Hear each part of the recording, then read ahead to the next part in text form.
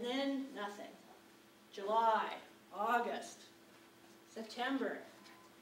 A very typical blog in many ways. When I gave a talk here in this very room on November 10th, 2005, I was feeling guilty about the fact that I was not blogging. And, because of course this was a talk that I gave about blogging. And I, in fact, used the example of the other Liz Losh, who basically had 3 blog posts. The first one was testing. The second one was, all of my friends are blogging, but this seems like a lot of work. The third one was about going shopping, and then nothing after that. And in many ways, and I think this is the Zero Comments book, will raise a lot of these same issues, which is that most people who blog quit, and most people, the median number of comments is 0 on a blog. So the most common number of comments on any given blog post is 0. And so, and this is research that Bonnie Nardi here at UC Irvine has sort of become well known for, but there have been other blogging studies since Nardi did her study that showed this sort of grim picture about basically giving up and having no audience response. But I also like this idea of using the blog to test ideas for a book. And I actually have a book now coming out from MIT Press that deals with a lot of the issues that I ended up exploring in these 2.5 years on the blog, where I ended up writing about government websites, military-funded video games, national digital libraries, and other ways that the government serves as a media maker, and has a very uncomfortable relationship with digital media because they perceive this portability of messages and the ways that messages can reach unintended audiences for unintended purposes. So this gave me a great opportunity, though, for kind of testing out ideas. And even though I often didn't use the same language in the book, it gave me the opportunity to kind of do some preliminary analysis of materials and sometimes kind of work through some of the close reading that I was going to do in the book. The other thing that happened is I discovered kind of reciprocal blogging communities. And you'll actually see, if you've been going to any of the events this quarter, some of the people that have been in our extra credit events and also some of the authors of your textbooks in this slide. This picture was taken at the Digital Arts and Cultures Conference in Copenhagen, DAC, 2005. Here I am. I think I'm making Nick Montfort like choke on something that he's eating at this moment. Here is Ian Bogost of Watercooler Games. And we're sort of sitting around a table talking.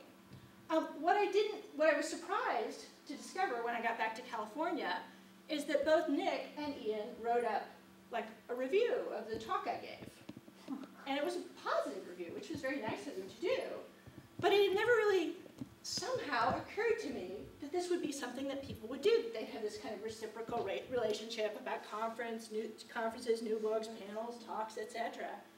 And when I sort of discovered that, then it was like, oh, blogging sort of makes sense from that standpoint. It's an opportunity to kind of find out who's in the field, who's doing what kind of research, and kind of get a sense of where the parameters are, particularly when you're working in a very new discipline where things are changing very rapidly, where there are a lot of new books, where there are a lot of sort of younger scholars that you've never heard of. It's an international field, so there are people, there are a lot of important theorists in Scandinavia, and so, it was very helpful to have that kind of broader international view that came out of that conference. So then I started to write an entry at least every day, sometimes more than once a day. And I started to kind of think about these questions about building an audience. And I sort of second Scott's point about links, and more links. It's true that you get a lot of people who find your material through vanity searching, although that sometimes gets you the extra special angry readers. I was once tempted to title an entry, Mad Scientist, about someone who had gotten particularly angry at something I had said, but I decided not to, which was probably wise. You can also use things like trackbacks. If you have something to say about a blog entry in your own blog, you can use the comments section of other blogs to point people toward it so they know that you're in conversation with that blog. And I hate to say it, but you can also use things like social networking sites like the evil Facebook, which since it imports your blog posts into Facebook, you can tag the people that you've talked about who are also your Facebook friends. So other internet researchers, basically. Facebook friends are mostly internet researchers. That's what they do, and digital media people, so people who do game studies and other fields. And so they'll know that I'm writing about their research, and often will respond. And then in May 2007, I received the Best Academic Weblog Award from Computers and Writing. So this was the banquet for that. I wasn't there, but apparently they gave me an award. I was in Delft at the moment that happened, so I was in the wrong time zone to be there. But that also, I think, helped in terms of feeling somewhat validated, in terms of kind of keeping up with the writing every day, and just the routine of writing, and revising. I also, of course, write about blogging, particularly political blogging. And so I have a piece coming up in this journal called Blogspat, Sex, Race, and Photoshop. It's about feminist blogs and the way that photoshopped images, particularly images involving Bill Clinton, and Scott is nodding his head because he knows about some of these images and the sort of firestorms of controversy that they created around issues about sexuality and race. So I have this kind of academic article coming out on this subject. But one of the things that I say in this academic article is that there are 3 ways that photographs function in blogs, in the blogs that I'm looking at, these political blogs. And I think it's also true in the case of my own blog. So for those of you who are using photographs, I think this is an interesting opportunity to kind of think about how the photograph functions. One way is you can commemorate a particular occasion and authenticate your function as an invited participant or credible witness. So for example, around this Clinton thing, a lot of people who attended this bloggers luncheon posted pictures of themselves with Bill Clinton to show that they had been invited to luncheon and they were there and they were speaking as sort of credible witnesses. You can also use photographs to solicit critical scrutiny or encourage particular ways of seeing through ideological lenses that are validated by the collective intelligence of the group. So people who weren't invited to the luncheon posted pictures of the luncheon and pointed out, hey, there's no one of color here at this luncheon.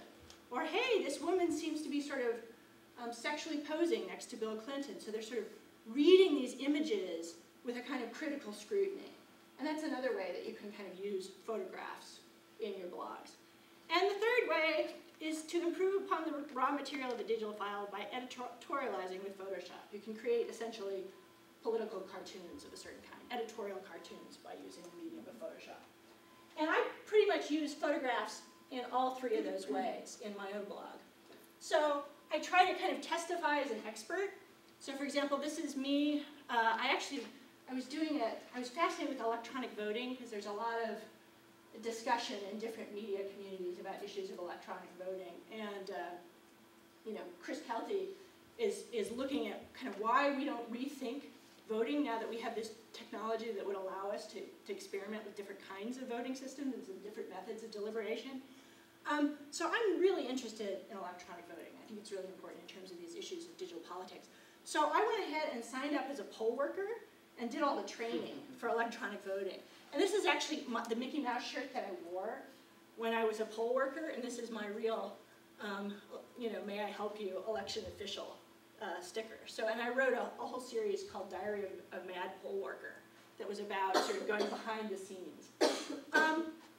I also go to conventions and see new products. This is the $100 laptop, which I found actually very hard to use with my admittedly small fingers, and yet I realized for the first time that older children would probably find them hard to use and that they were intentionally excluding adult users of the computer, which I hadn't really understood until I tried to use it myself. This is actually my Facebook picture this gives you a sense of how old I am. I'm from when the Facebook was a book at Harvard. This is my freshman Facebook picture. And I put that, that's pretty incriminating.